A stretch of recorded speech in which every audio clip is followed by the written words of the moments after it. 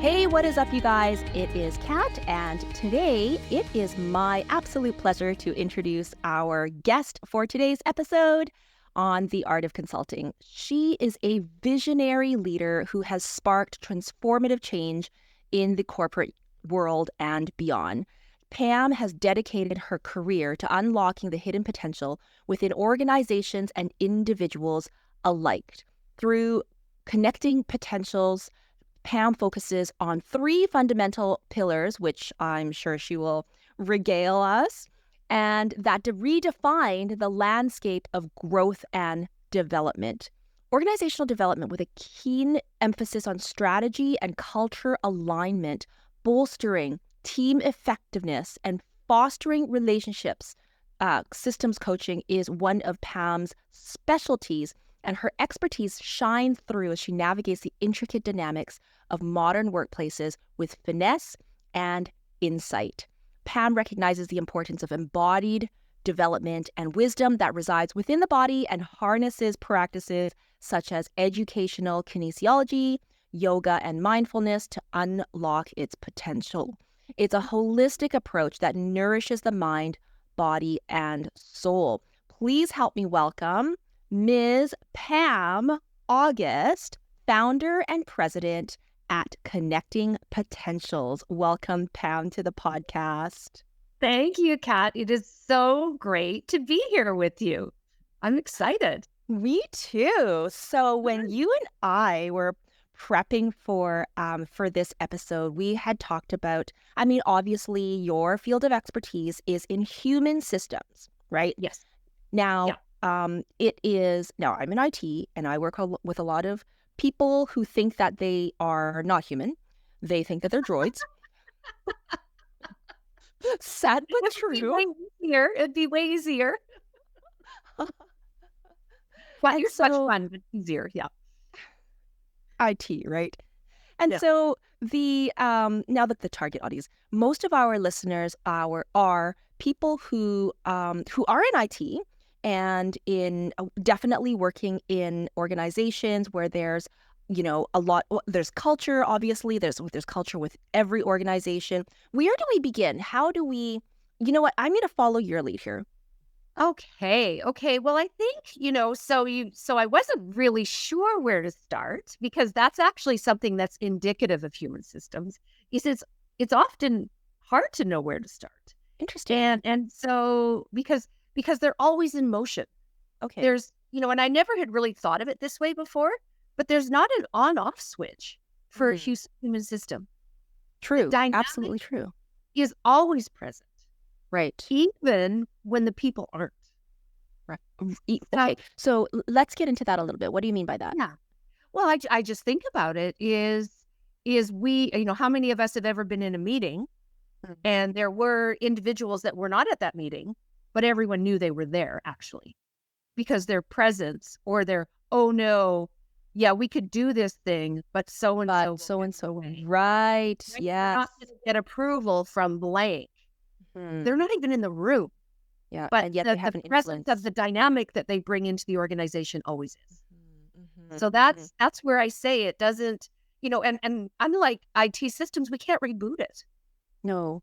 Yeah. We right? Like yeah. Once it's started, it's always there and it's always evolving.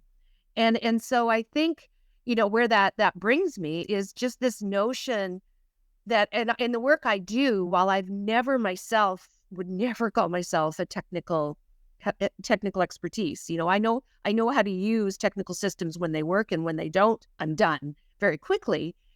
Is I've worked a lot in technical contexts with a number of technical experts, right? And I've been the recipient of many technical IT implementations, right? And so, the first thing I want to say is that, IT is complicated. Meaning it's a complicated system. Sure. Meaning you need to have expertise. Having said that, once you have expertise in a technical field, the process by which to work with it is very logical. And it's also highly predictive once it is established. Right. Meaning if I do this, then this will happen. We can predict a line between cause and effect. Right. Human systems, however, are complex, meaning they are adaptive, they are unpredictable, and they are emergent.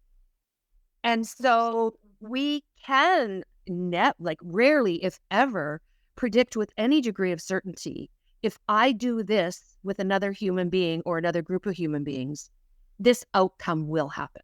Right. And in fact, we've all had experiences where we've used the so-called best practices, let's say in change management and change leadership and project implementation, to have things go completely sideways because of the human factors in that. Right. And then right. we're puzzled, right? Right. Well, but certainly there are general guidelines by which to follow. I mean, I don't necessarily think that everything is completely unpredictable, right? Like when we talk about change management, especially when we implement an ERP, one of the things to keep in mind for change management is get buy-in from your end user community. Make sure that there's champions in the field. When you're training, repetition is key, that sort of thing. But I get what you're saying in that because we have minds of our own. Yeah, and Kat, on that, those very actions, those actions are part of a powerful framework, right? Which a framework is something we put in place that we can use and look at from different perspectives, and depending on what happens, makes distinctions and know where to act next, right? So inherent in what you're saying is a recognition, because you said we need to get people on side, right? We need to, right? Because part of that is actually engaging with them, and engaging with them more often than not, you learn things you didn't know before. You discover nuances that need to be applied, right? So in doing so, you're actually working with the complexity in a framework. Right. So I totally agree with you. It's a yes and. And I think it's when we get tripped up when there is an expectation that we do all of these things, and yes, it will work because it worked here. Elements most likely do, but elements most likely don't. Right. Because the dynamic of the human system is different, and it's evolving in a different way. Right. Right. So how would you recommend working with, individuals versus relationships in teams? And then we had mentioned something about organizational cultures and how sort of to navigate if you're a leader of an organization, and especially when you have, change is always coming down the pipe. And I always think of change because that's like, when you think of humans in terms of what particularly we do, that first thing of change management always comes to mind, right? I know it's much more encompassing than that. Yeah. Well, and quite honestly, like with change, we are wired not to change as humans, because change requires active thought and active action, and that's metabolically expensive in our nervous systems, right? Right. And so that's why we hardwire patterns of behavior so that we can save energy in the system for when we really need it, right? And so it's so funny. I remember years ago, I was working with an executive leadership team and their reports. So it was directors, VPs, and execs. There was a room of about 60. And we were doing a one-day alignment session. And so in the morning, everyone had assigned seating. So we would mix people up and they could, work more cross-functionally. And then, and it was all around leading organizational change. And everyone in the room was talking about, oh yeah, well, they don't like change. They meaning other members of the organization. So then after lunch, we came back and I said to everyone, oh, okay, when you come back from lunch, you can sit wherever you want. How many of those people do you think change seats? Very few. None. None of them did. None of them did, because they were already set into their pattern. They'd been sitting in that chair for 4 hours. They were very comfortable with it. They knew who they were talking to, right? Because uncertainty in a human system acts like an error message. Yes. It is distracting and it draws all of our attention and energy. And so we seek to minimize uncertainty because it makes us feel safe. Right. That's so insightful. I laughed so Absolutely hard. right. When I pointed it out to them, I said, "You realize none of you moved." Nobody laughed. No, they did. They did laugh.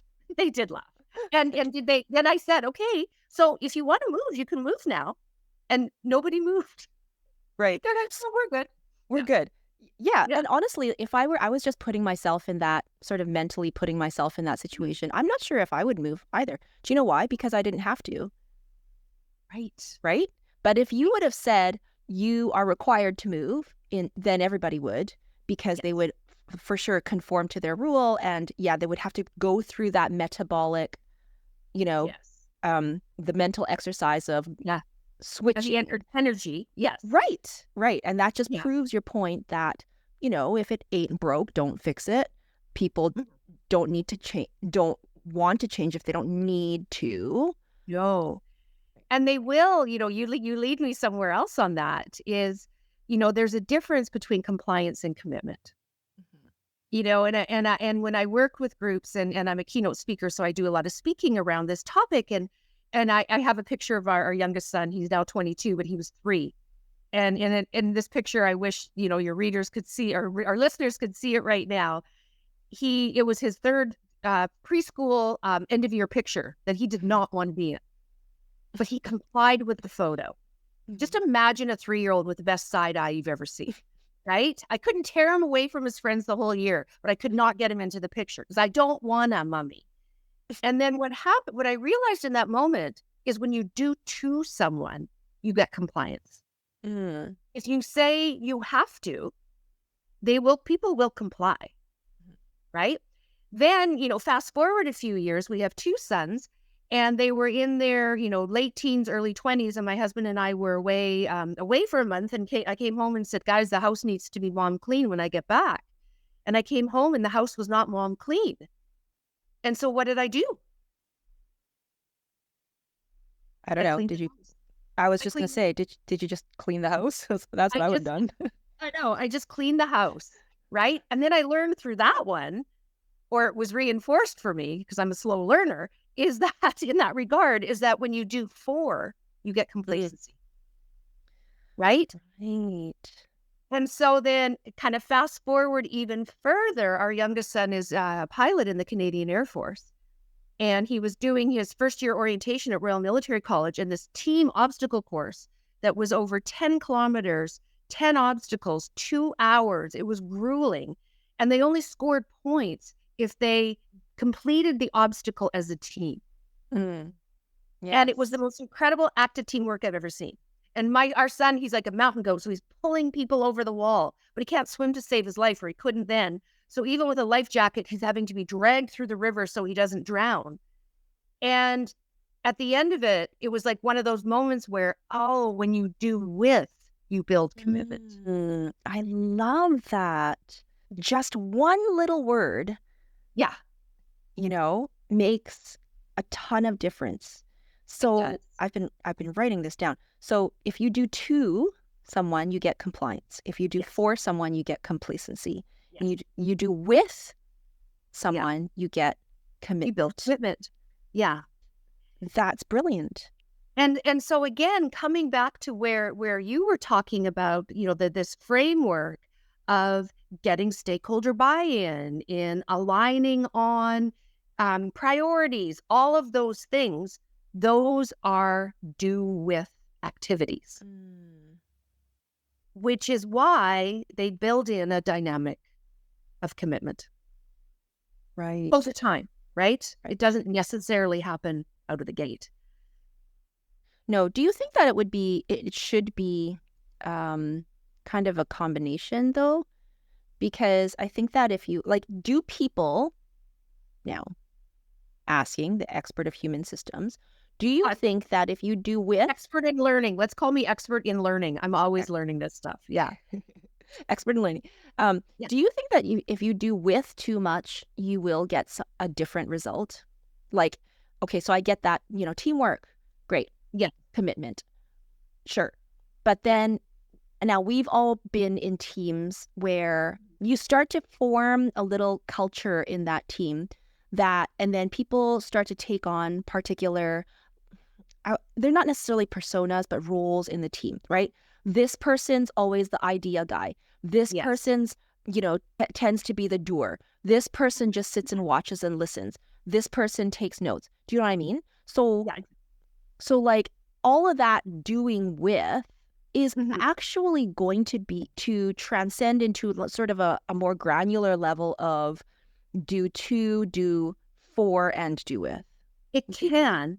It can, particularly if it's done unintentionally, right? And so coming back again, I love our conversation, how it's going around and then coming back around. Is if so the thing with one of the things with culture, there's so many things with culture. What I found with culture is that things that impact culture the most are often unconscious, implicit, and invisible. Our underlying beliefs and assumptions fit in that category. And the classic example would be someone comes out of a new hire onboarding program and they go out into the business and they say, "Oh, yay, I'm ready to do this thing this way." And everyone says, "Yeah, I know they told you that. Corporate said that, but how we really do things, if you really want to get something done." I mean, that is going to happen, right? Hmm. Having said that, when we can make the unconscious conscious and do it with intention, right? There's a big difference between everything defaulting to Kat because she's the one that always gets things done versus being in a working team and saying, okay, Kat brings the strength of execution.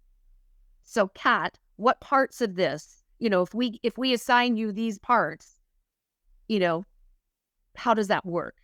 Right? But just being intentional about it. Interesting. And then the other thing is, again, on the implicit, this thing that we know, oh, well, Pam, I'm always known as the energizer. I'm known as the ideas person, all of those kinds of things. But there's other things I bring. So then it could be, the other thing is there. And Kat, what other parts here, can we count on you for your contribution? And I'm kind of making up the example as we go along a little bit. But the key thing is to be conscious, to be explicit, and to make it visible. That's interesting. So these are not necessarily any sort of exercises that people, when they get into teams, do right off the bat, particularly because they probably don't know, right? They don't have the know-how. And it's not, to your point, it's not perhaps a part of any culture that they've been brought up in. And what I mean by culture, I mean organizational culture, or even family culture, like that's going to contribute to it as well. Or how they learned in school. Exactly. All of those things. Yeah. And so that's where, what I often, when I would say, well, not now, because people, like, organizations bring me in with intention to help them with these human dynamics. When I was more an internal consultant, because really that was largely, I was in a leadership role, and my role was really around helping align the organization. In my case, I worked with WestJet Airlines in Canada for 14 years, align its culture with its strategy. Often I would get, "That sounds great, Pam, but we don't have time." And then things wouldn't go the direction that was on the project plan because there was some obstacle because of misalignment at this point with a team, or someone wasn't delivering, or they weren't clear on commitments and all of those. And so then all this time is spent reworking and recalibrating that takes much more time, right? And so, I would say, and I've written, I shared with you when we spoke as well, I have my first book coming out into the world. Yeah. A release date on May 7th. Right. And so the title of the book is called Potential: How to Connect What's Already There for Exponential Impact. Because what I found is we all have the need to connect or bring together the capacity to develop or become potential. Right. And I've also found that this potential lives within us as individuals at the same time as it lives between us and teams and around us in cultures. And because all of those are connected, when any one of them is influenced, or when you influence any one of them, you actually influence all of them. Right. And so, and then the other thing that I found through the years, because I kind of, when I wrote the book, I realized, gosh, I worked with thousands of people and hundreds of teams and dozens of organizations. And what I learned underlying that is there's a thread of 3 actions, right? So, without getting into more detailed, designing team agreements or creating team charters or anything, those kinds of tools, there's lots of valuable tools out there, is really, there's 3 things that we need, 3 actions that I think move the dynamic forward in the way that you want it to. And the first one is, so the 3 are intend, notice, and move. Okay. Intend, notice, and move. Right? And so, as an example, at the beginning of a project, at the beginning of a meeting, at the beginning of a one-to-one conversation, starting that with, first of all, and now kind of taking myself out of the team, let's say, and we're really into that consultant hat. As a consultant, me as a facilitator, a coach, we go in with outcomes, desired outcomes, right? So it's very important to be clear on outcomes. It's very important to be clear on what's the problem most needs to be solved here. Then when we get into this, now kind of going more into the practitioner, is showing up, or with the leader or the individual, is just showing up with, how do I intend to show up here? Right? So intention is a way of being and a how, whereas outcome is what you actually achieve, right? Both matter. Right. So I love that. Actually, sorry. So the intention is very, I mean, it could be, you go into a meeting with a bunch of people and then you sort of set an intention for the group, right? And again, not to be confused with desired outcome. No. Right? It's in service to get to that outcome. It's in service to get to that outcome. That's correct. Yes. And often I feel like we mostly always bring the two together. Like we always muddle the two, right? Yes. They are separate. Like intention is very much separate from outcome. Outcome, as you say, is the tangible thing that the result of you having done whatever you're doing. And so that's the first perspective. And then the second perspective is very much from an internal point of view, right? And that's something as simple as, before you go into a meeting, like most of us prepare for a meeting before actually going into it. We prepare our topics, but we don't prepare. Very good. Very good. Yes. So we prepare our topics, correct. We don't prepare ourselves. And I think that is the key to, can you elaborate on that? Like, what should we do in order to be more effective? Well, when doing that, I'll use this call as an example. And I know that you have a very full life and full work calendar, as do I. And today is no exception. And so I took a minute before I came on the call and asked myself, how do I want to be on this call? I want to be clear. I want to be connecting, and I want to be compelling. And I also love a good alliteration. So there was that. It checked all the boxes, right? Nice. Well, so that was what I did.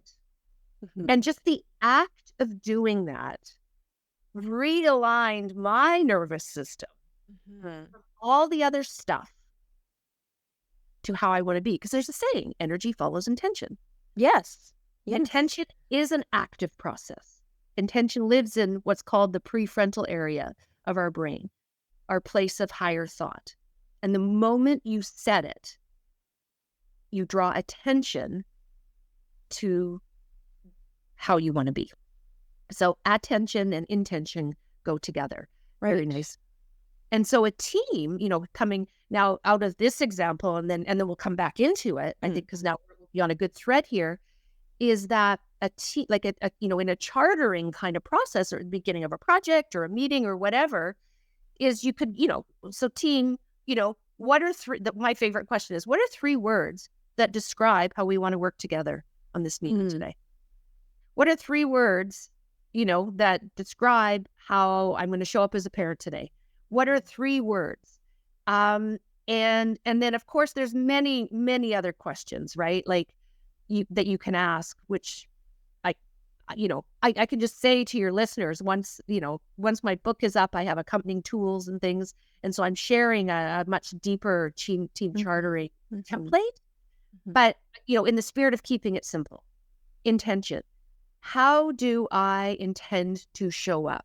How do we intend to work together? And how will we know, right? So if we say we intend to be collaborative, how will we know we've done that? I love how you brought that. doing Yes. Because how do you Right? know that you're successful at it? What are we doing and saying, right? What are we doing and saying?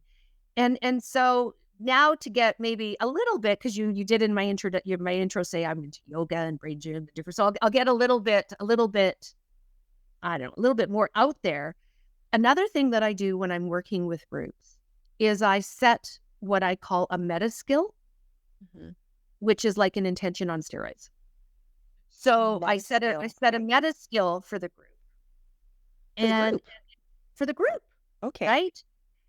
I set a meta skill for the group, and I go in and I hold the possibility for the group that they will be active, that they will be engaged. Do you actually share this, or is this in your head? Both. Depends on the group.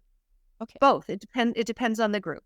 Because often when I'm working with groups, like when I'm doing any work with groups, we always start with our working agreements at the beginning of our session. And so the group will tell me, what's important for this time together to be productive and get the outcomes that we're after. And they'll say, we need to do this. And I'll say, how do we know we're doing that? And I'll facilitate that. And then that's often when I will say, well, coming into this session, what I held as a meta skill for this group, meta being a skill that's above everything else we're doing, is that this group will be focused and get her done. Like, it's whatever the words are, is the meta skill I hold here is deep listening. The meta skill I hold for this group is execution, is convergence, is divergence, whatever it is. And there's something, this is where it gets a little bit woo-woo, just even like the language of meta skill, right? But we know what happens is that when we go into a situation expecting a certain thing, we get it. Or, I feel like, okay, so yes, 100% yes. Most of us, though, don't have an expectation before we go into any sort of, like, consciously. Right, exactly. We don't consciously have an expectation. We don't consciously, and we usually do unconsciously. And we know that we did is when someone does something that doesn't meet it. Yes. And yeah. Then we know we had one. Right. So again, it comes back to this intentionality, right? Because intentionality really is what drives us forward in the most productive way, right? And then coming back again, when you were talking about outcomes too, when I think of strategy, for example, and culture as 2 sides of the same thing, because the only reason why culture needs to exist in organizations is to enable the achievement of strategy. Right. Part of the challenge with culture is people have come to make it mean that it's just a thing on its own, and we're just there for the culture. No, we're actually there to do work and achieve things. Right. The culture needs to enable. Yes. Thank you. Right. Let's remember that. And so, if strategy is what guides us and gives us direction, culture is what drives us, and it's the dynamic that gets us there. Right. Right. So like the vehicle. Yeah, you need both. Right. Like you absolutely need both. Yeah. So, yeah. Interestingly enough, okay, so going back to like setting the intention and the meta skill of the group, the other implicit benefit that I can see, and right now, I work with a lot of different people from external companies, right? And we are working together to help a client meet their system implementation. Okay. Yes. And I often, and obviously people will, like, companies will or groups within the teams, within the whatever, will go off on their own. They'll do their task. They won't necessarily communicate. They won't work together with the other teams, right? And then you have conflicting things. You have things that, yes, exactly, misalignment with expectations, or like they're doing this and they're doing this incorrectly and it's not meeting what we need it to meet, blah, blah, right? But I feel like if we were to, okay, so for those of you who are listening to this, if you are able to, before you go into your next chat, be it on a Teams chat or like in a sort of a group setting, even if you're talking to a person one-on-one, I would like to invite you, Pam and I would like to invite you to set the intention and set, as Pam suggests, a meta skill for that. Just one word. What would you like to experience in that meeting? Did I capture that correctly? Like experience? Okay. Yeah, and I actually love how you made it your own words, right? And so that's ultimately what we want to do, is integrate what I'm sharing and make it your own. Right. And I think what I hear you saying, Kat, is like, this is like a little experiment, right? Mm-hmm. Yeah. And what that is going to do is that it brings people from separate teams and organizations and things that they're doing to actually becoming one, like one group and one team. I often feel like it's unfortunately a little bit of lip service when people say, yes, we're one team, we're one this, we're one that, but you're not really doing anything to operate as one team. You're not really, and it really, like, it's not even, you work together in the same geographic location or you work together, blah, blah. No, it starts in subconsciously, right? Like in the mindset. Exactly. Yes. Exactly. Yes. Yeah. And it's interesting, on that is I actually shared the story in the book that I wrote, is I worked with an IT org within a much larger organization, and they brought me in to help them create their vision for their function within the organization. And so part of that, it became very, very clear, and this probably will sound common, I would say more so to practitioners inside of organizations, perhaps than consultants. I certainly noticed the difference being inside an organization and then outside. Outside, I instantly had more credibility than when I was inside. Having said that, they really wanted to be seen as partners in the business and not order takers, right? Where the business is calling and ordering up IT tickets and that kind of thing, right? They wanted to be seen as collaborative partners, really helping drive the business. Yeah. Beautiful, wonderful. Everyone, loved that. And so then these were all on teams, and I was working in small groups in this larger department on team sessions. And there was this one session, and it was, a couple years into the pandemic.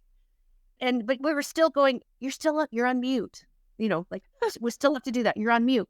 And so in this particular case with this person, I had to say it 4 times. You're on mute. You're on mute. You're on mute.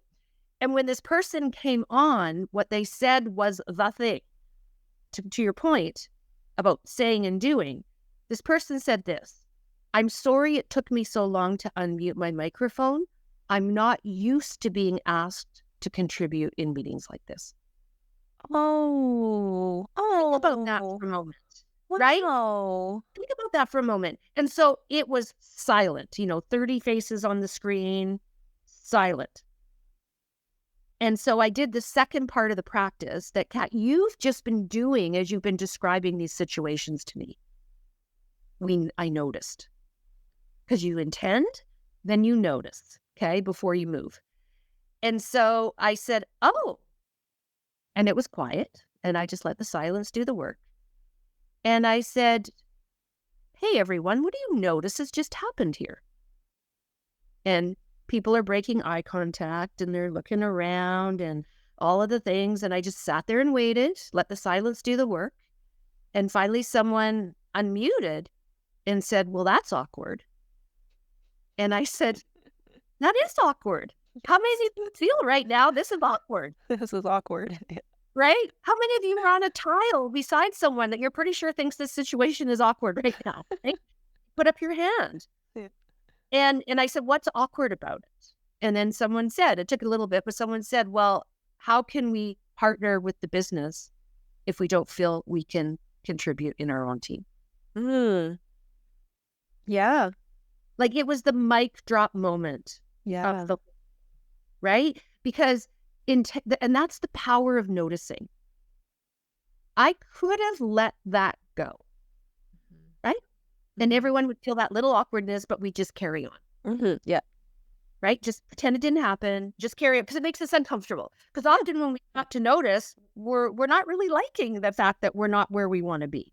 Right. And it makes us uncomfortable. But it was actually the act of noticing and making something that was hardwired into the patterns of this team. It was unconscious, right? It was implicit. It was invisible. We made it all the opposite of all three. Right. That was the thing that actually shifted the dynamic of the team. Really? Wow. Because I said to them, I said, so what do you want to do about it? The move. What's the move? Right?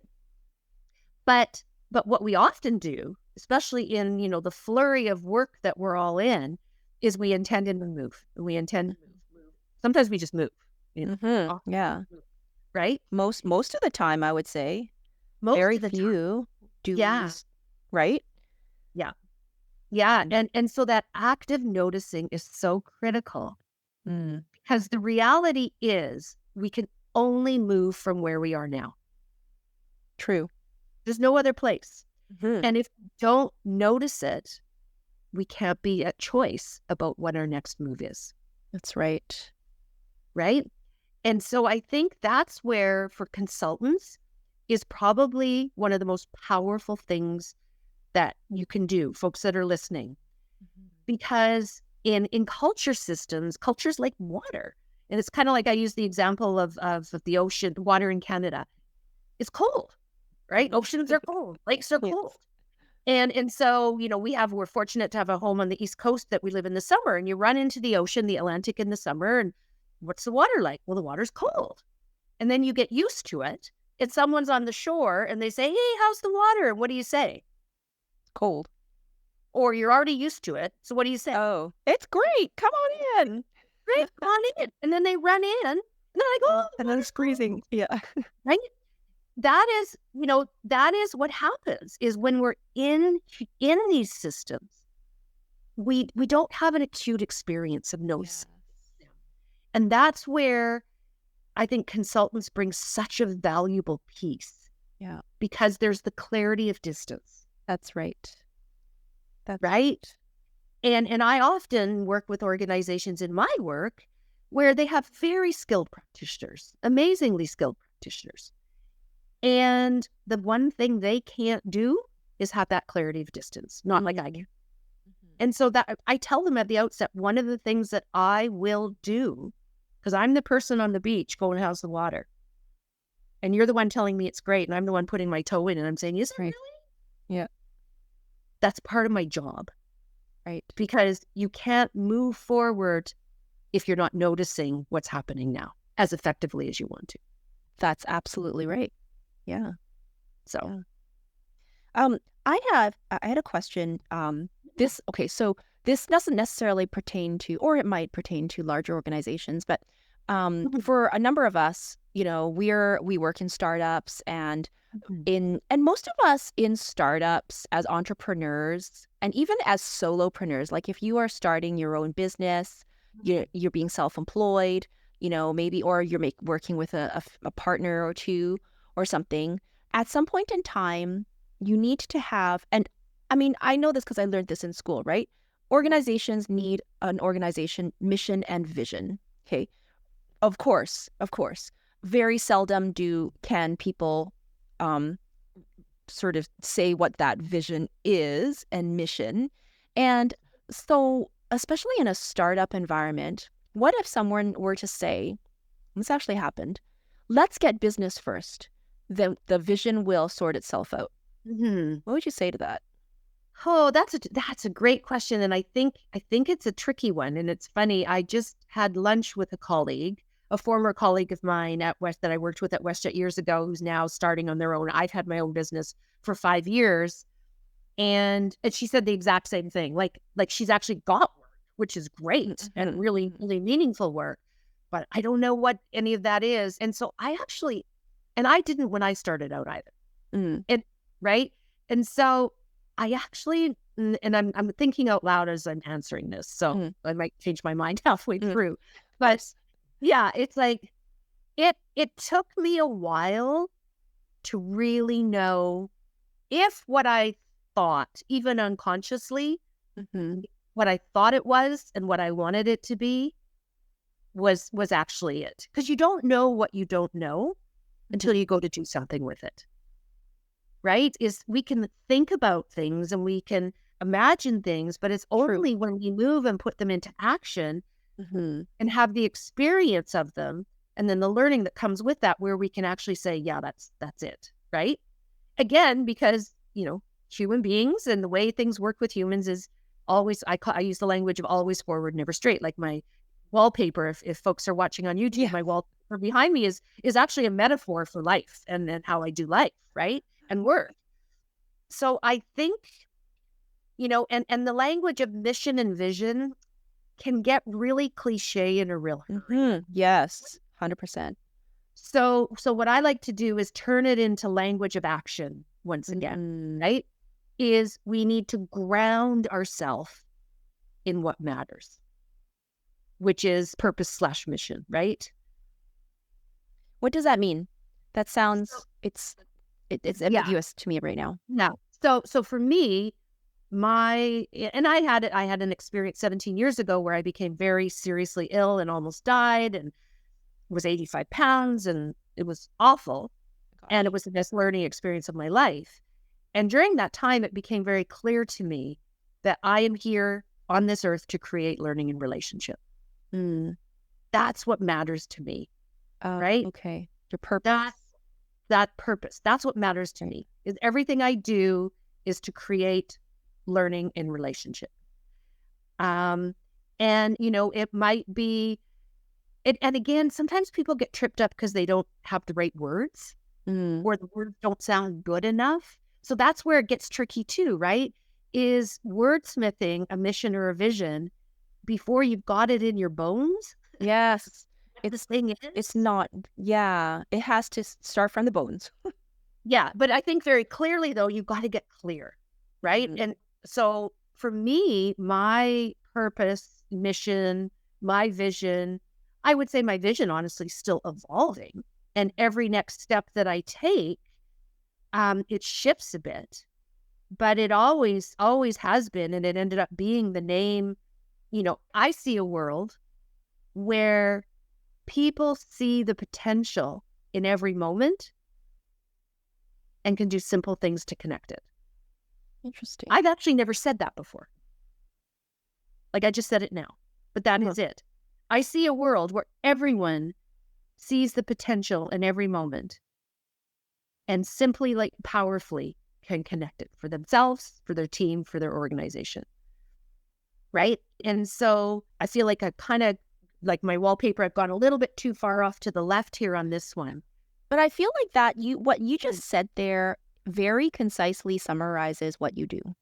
And that's the value that you bring. Like you bring that expertise and guidance to organizations to do exactly that. And I mean, I might add that change has always been, or progress has never really been, has seldom ever been this one leap forward, but it's the Never is. culmination of marginal Yes. changes, Yes. right? Yes. And in fact, Susan Scott, the author of Fierce Conversations and Fierce Leadership, I love Susan Scott. I quote her all the time. And she talks about this notion of gradually then suddenly. Someone doesn't suddenly win a gold medal. Hmm. A company doesn't suddenly go bankrupt. We don't suddenly, put on our pants and we can't zip them up, right? It's a whole bunch of graduallys Yes. that lead to the suddenly.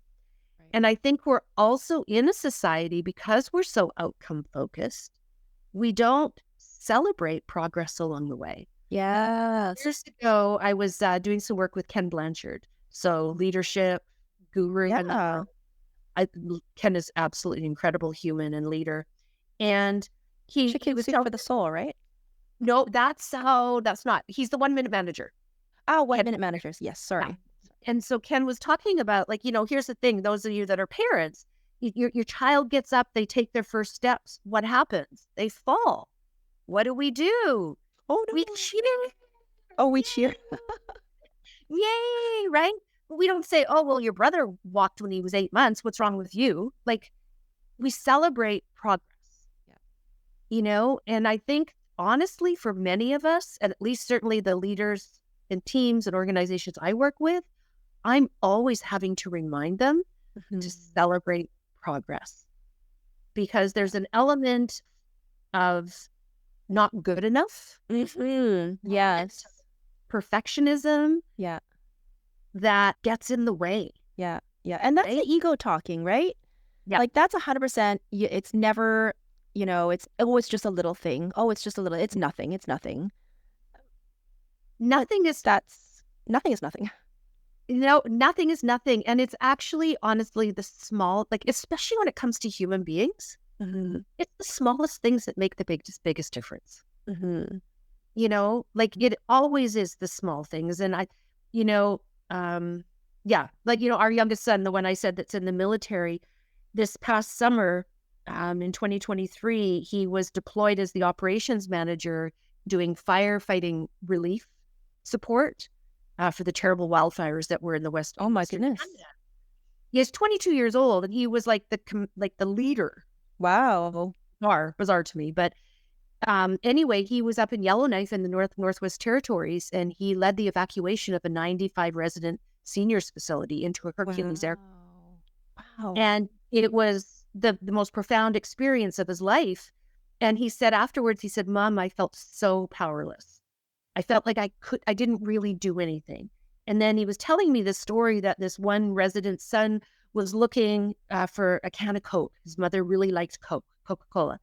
And so Jarrett got him a can of Coke. And I said, Jarrett, I guarantee you he is telling the story about the military officer that got him the can of Coke. He said, Mom, but that was nothing. I said, it was small for you, but the impact was huge. Yeah. Wow. Right? And so that's where I think, as well, it's coming into this humanness of really all the work that we all do. Yeah. Right? Is what builds connection. Yeah. Are small things. And when we feel connected, we feel safe. Yeah. And when we feel safe, we're more open to change. Right. And more open to contribute. And more open to contribute. In fact, we're designed for reciprocity. Right? If I do something kind for you, you naturally want to do something kind for me or sometimes for someone else. And if we witness it, we want to do it for others. Right? So that's right. Yeah. That's incredible. And thank you so much for bringing that up again, because we so often forget that, especially working in an organization, we forget that, especially implementing systems, we forget that the systems that we implement is to support humans doing better. Yes. And we often, we just right away go to the technology and right away go to the perhaps maybe the usability, but there is a whole other component of the human, like the humans, just like you said, the small things matter. Bringing somebody, learning their names, learning their spouse's names, how many children they have, things that absolutely have nothing to do with the system that you're implementing or even perhaps work, right? But it's that connection that you are making, number one, and care enough to make. And just to say thanks. Like to say thank you, right? And again, this is not to get all warm and fuzzy and all of those kinds of things about it, right? Like it is about just like really, really small things. Over the pandemic, I was really hearing the word matter a lot. We're connecting with what matters to us and, what matters. And so I do what I do when I hear a word a lot. I go to the Google and look it up, and I cobble together this definition that matter is something of substance and significance. Right? And so at the end of the day, in our lives and in our work, we all want to do something of substance. Like we all want to contribute something of substance. Absolutely. And we all want to know we're significant or we matter as we do it. Mhm. Right? Exactly. So the simplest thing of saying, hey, thank you for doing this thing, it made this difference. It speaks volumes. Right? And again, I was working with some clients, some leadership clients in a construction context. So not IT, but certainly technical. And then, this is not again about hugging it out or anything like that. It's about taking a moment, like being intentional again, Mhm. right? Intending to appreciate others, Mhm. noticing the moments of appreciation, and then creating a moment of mattering with a move like saying thanks. Yes. Yes. I love how you brought it back to, you know, intent, notice, move. Yeah. Yeah.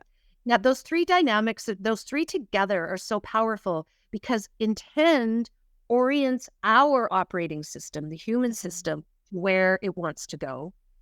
Notice grounds us in the here and now.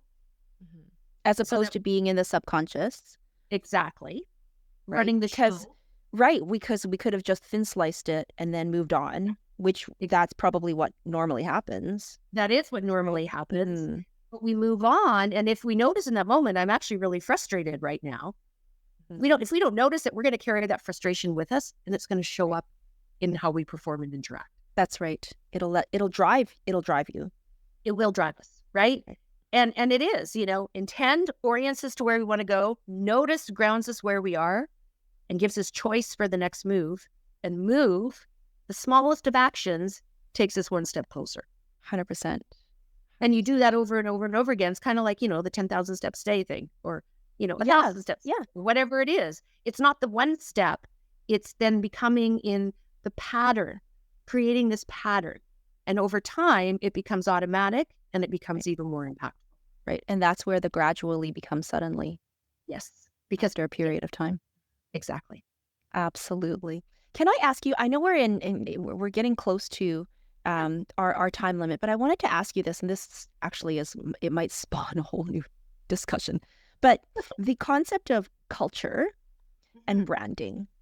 So culture and branding, I feel like the culture and branding go hand in hand, much like culture and strategy.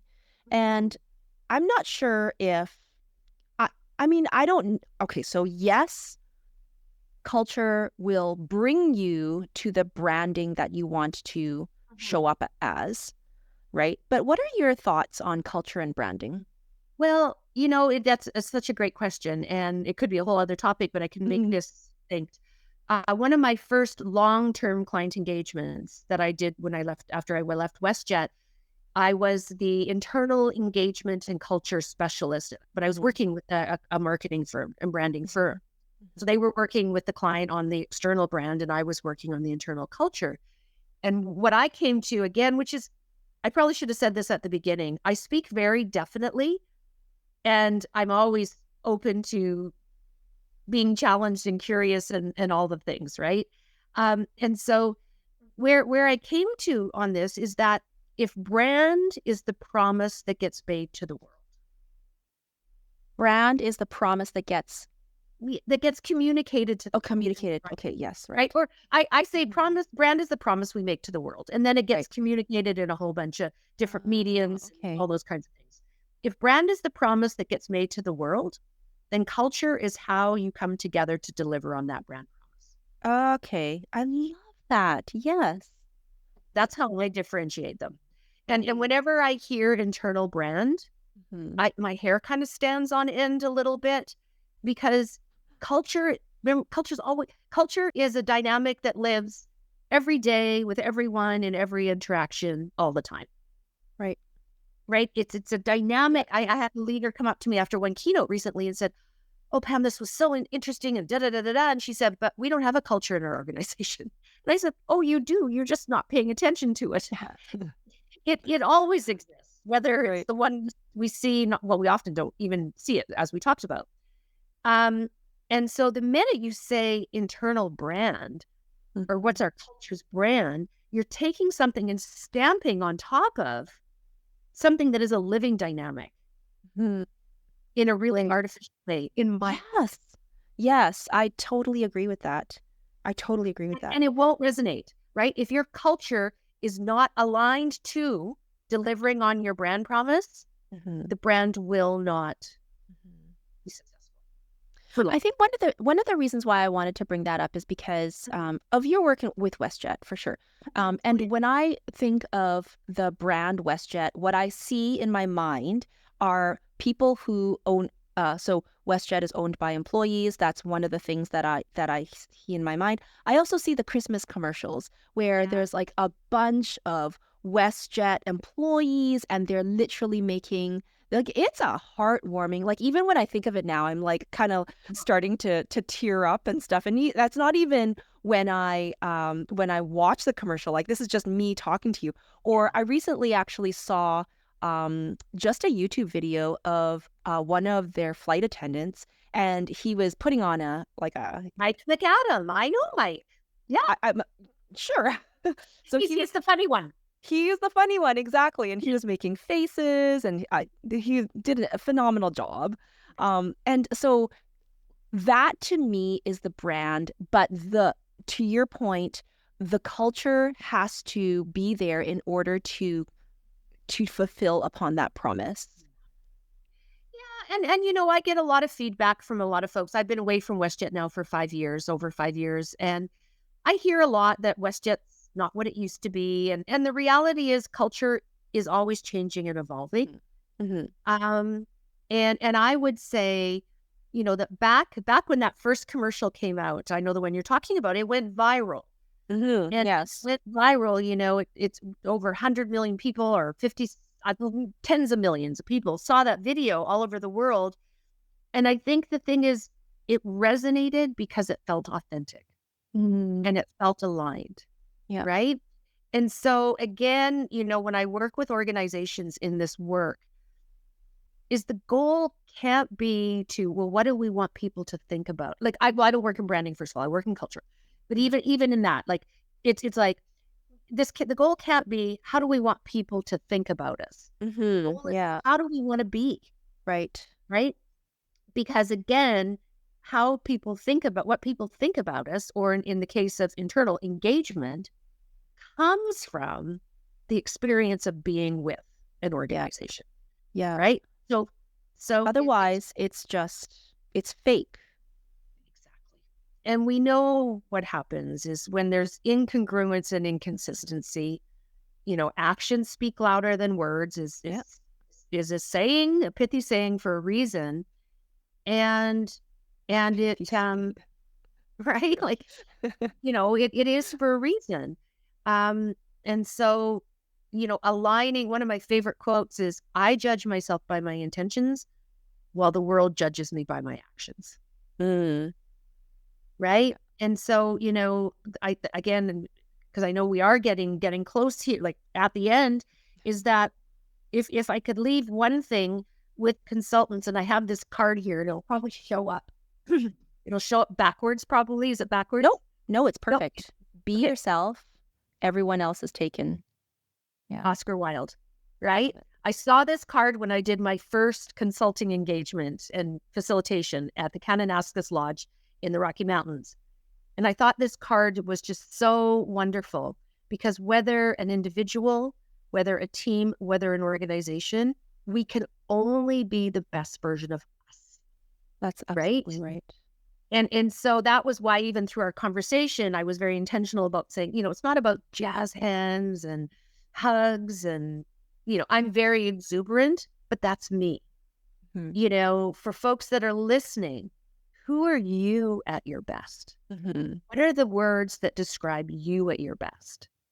And how do you put that into action in your next interaction? Would be a 100%. I question. I feel like we can go through like this could be a segue into like because I'm thinking what you just said is individual culture, right? Like we ourselves, how do we I mean it's like how are you in your own skin and how Yes. do you right? And then internal like your personal brand as well. Yes. And in my language, how do you connect the potential within you? Mm-hmm. Right? And how do you connect the potential between you, working with your clients, with the teams that you work with directly? That's right. And then how do you That's right. influence the potential around you in the systems that you're working to shift? So speaking of your language, tell us about the book that's coming out. Well, the book that's coming out is called Potential: How to Connect What's Already There for Exponential Impact. And so I would call the book a work of narrative nonfiction. So it actually has many. It turned out to be more of a story thread than I thought it would originally. More that and throughout that story though, and the unpacking of the stories, I teach the readers, my readers, how to make a mindset shift from problem to potential. Mm-hmm. I help the readers really understand the operating systems that are us and our capacity as humans to act, to feel, and to think, and some of the neuroscience behind that. Then get into the practice that helps. And then help the reader, unpack the experiences of disconnection, where we're in a state of strain, swirl, or stuck, or the state of connection that feels more like energy, ease, and effectiveness. Right. And then what's the practice? Your alliterations. I just kind of, I know it's kind of love. I can't help it. I can't help it. I love it. I love it. Yeah, I can't help it. And then the practice of connecting it, intend, notice, and move. And some of the behavioral and neuroscience behind why. And then applying that practice with stories in all three dimensions. Excellent. And then I'm also building a whole bunch of tools that I reference in the book for my readers to help them take their exploration further. Excellent. Excellent. Okay. So do you have a website at this point in time that we can direct people to, or for sure we'll drop the link for the book, which I think is available on Amazon. It is available on Amazon, both in Canada and the US. Okay. And I think by the time of when your listeners are listening to this, my new website will be up, which will have everything. And it's connectingpotential.ca. Connectingpotential.ca. And the book is called Potentials by Pam. Potential by Pam August. Yeah. And I'm on LinkedIn too. Excellent. Excellent. Yes, we'll drop. As many of us are. Yeah. We'll make sure to have all of those links. If you want to get a hold of Pam to sort of ask her questions, or especially buy her book, which I highly recommend you do, we will make sure those links are in the YouTube description and also in the show notes. Thank you so much, Pam. I've really, really enjoyed our discussion. I feel like we could take this and segue into so much more. I know, Kat, and honestly, I feel like this is one of those things. Okay, this is one of those things where, there's that saying that the whole is greater than the sum of its parts. Mm-hmm. I often say the whole is different than the sum of its parts, because what got co-created between the two of us and our dynamic is nothing that either one of us would have brought. 100%. It was different than that. And I actually can't wait to listen to it now, because I said some things and you said some things, and when I speak, I talk with my hands. I'm like, I should have written those things down. So I'm going to listen and write them down. Excellent. Appreciate your insight and your thoughtful questions. Well, thank you for your kind words. And I very much appreciate your insight and all of your wisdom on human systems as well. So fun. All right. Thanks for listening.